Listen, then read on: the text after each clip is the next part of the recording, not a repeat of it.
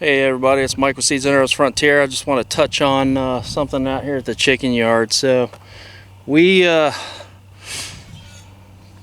last year, 2023 season, we started getting hit hard with the hawks and some predators. Obviously, we have the electric premier fence going around. We had some areas that my dad cut with a lawnmower, so it had some dead spots in it, but you know, we thought it was powered enough that it would continue to shock any predators trying to get in. Well, we were wrong about that. We started getting hit with foxes, so we got the new premier fence, but then after that we started getting hit with hawks heavily. Like, we were losing one to two chickens a week. So we have our flock up here. You know, even with our guard dogs up there, our guardian dogs, however you want to call it, we had to keep them in a separate fence. They're not trained to leave the chickens alone. They don't kill the chickens, but they do like to play with them and scare the bejesus out of them. So, but what we ended up doing, there's our ducks right there too. But what we ended up doing was making the scarecrow and the fall of last year. So through the winter we didn't lose one chicken to a hawk. So like before that, I said, you know, we were losing like 1 to 2 chickens a week, and so I just had to contribute it to this. And we also put up some flags going around here. Now people say, you know, this will deter them for a couple of months, and then the hawks will eventually wise up to it. But we've actually been moving it different locations and everything, and then we got the flags on there to kind of give it a little bit of movement. So just to make it look more like it's something that's moving around, a person moving around versus just a regular scarecrow, but or scare hawk. But yeah, I just wanted to show that to you. And you know, so multiple things that you got to think about if you're going to have your chicken flock, especially if they're going to be exposed, you know, to the elements, the predators and everything like that. So just a couple of things that you can do to deter the predators around here. So, and you know, they enjoy being outside and foraging. I mean, a lot of times you'll see them down here in the field, just looking for seeds, bugs, starting to warm up. So, you know, and then we have the guinea that still, you know, still around here, still getting ticks or whatever. We probably need to get some more of those. But right here, seeing live action right there. So this is our new rooster. We haven't got a name for him yet. So, but he seems to like all the hens. And the other two roosters, you got Shimp over here and Larry, who's left of Larry, Moe, and Curly, the Three Stooges. But yeah, those other two got eaten by hawks. So it's good to have at least a couple of roosters around, and you actually see that. I mean, they have a dominance pecking order. So a lot of people think that you can't have more than one rooster, but you know, you can hear the hawk over there in the distance. But they do actually have a pecking order, and obviously, you know, each of them have their own hens that they breed with. But most of them don't like. See, the new baby rooster is actually pretty big, and so he's a force to be reckoned with. Which I think Larry's kind of losing his touch. He used to be the dominant rooster for a long time. But you know, obviously you want to replace your roosters, which I don't think we'll get rid of Larry, but I think natural selection will just take him out. So, but Shimp, he's I think he's 2 years old now. So, and then this other rooster that we haven't named yet, he was born and hatched out by one of the hens. He was one of the survivors from one of our hens that got eaten by a raccoon. So, you ever feed your chickens spaghetti? I think they're like eating worms.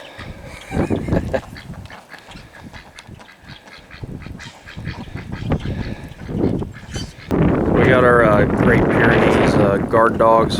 We got Sasha here. We got Charlotte, and so they're inside a electric fence as well. So they still keep away the predators at nighttime, mostly the raccoons and the foxes. But we've noticed that the raccoons will actually come around this side when the electric fence was damaged, and that's actually how the fox was getting in too.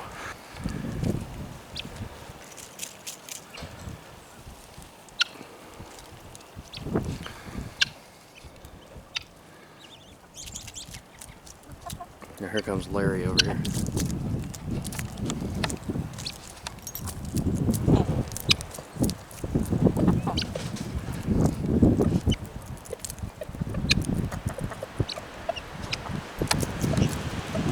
That sound.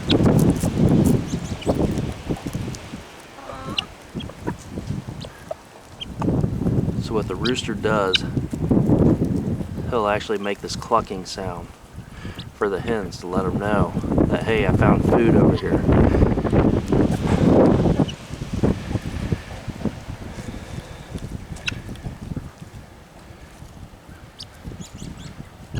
So he actually takes care of his hens.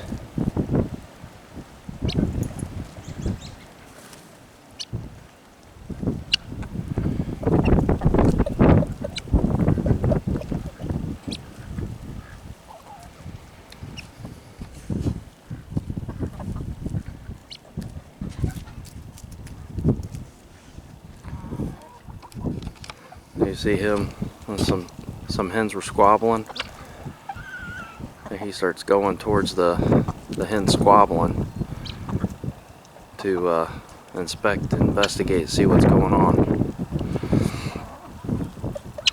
And they'll actually break the hens up from fighting, pecks them on the head.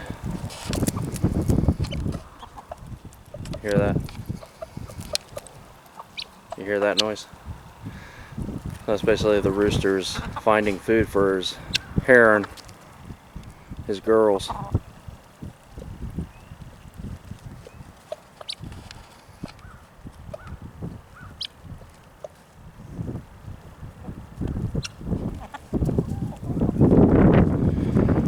But yeah, so our guardian guard dogs, they do pretty good at nighttime, keeping the predators away, and we're still trying to get them trained to where they can intermingle with the chickens, but as of right now, they just they stay in an electric fence near where the chickens are. We got this premier fence going along here that they can stay beside them, but they're not in the fence with them. And you see the chickens over here, they don't really pay any mind to them, but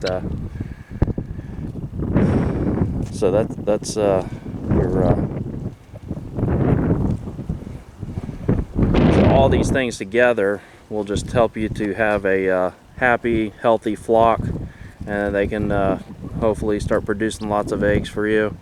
And then obviously if you get the roosters with the hens, then you'll start to, in the springtime, see he's trying to catch one of the hens to breed with, and he kind of got shut down by Shemp right there. Now he's going to go back in the coop to look for the other hen.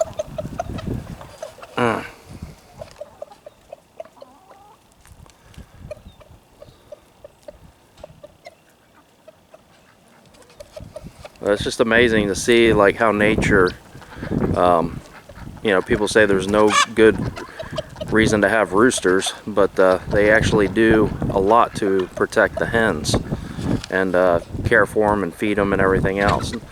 It's not to say that the hens won't survive without the roosters, but you have happier hens, they lay more eggs, is what I've been told. So, and I think the roosters make them a lot happier.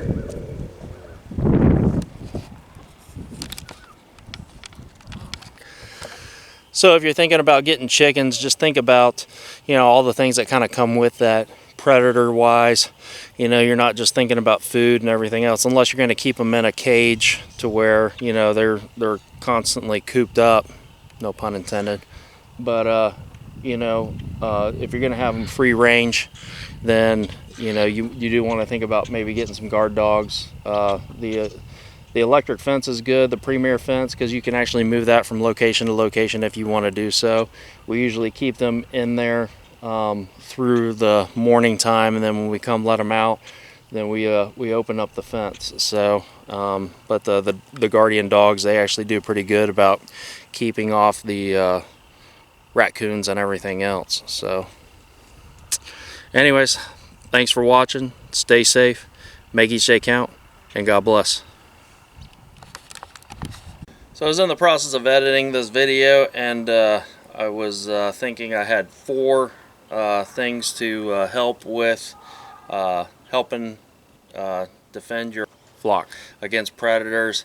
And obviously, lo and behold, I counted that we only had 4 things. So I was like, well, I need to throw a 5th one in there. So there's always the good old trusty freedom stick that you can actually use to help you ward off predators for the pesky ones that just don't want to go away. So, you know, as you can tell, my favorite kid bought me this shirt. But anyways, so just wanted to throw that in there as well.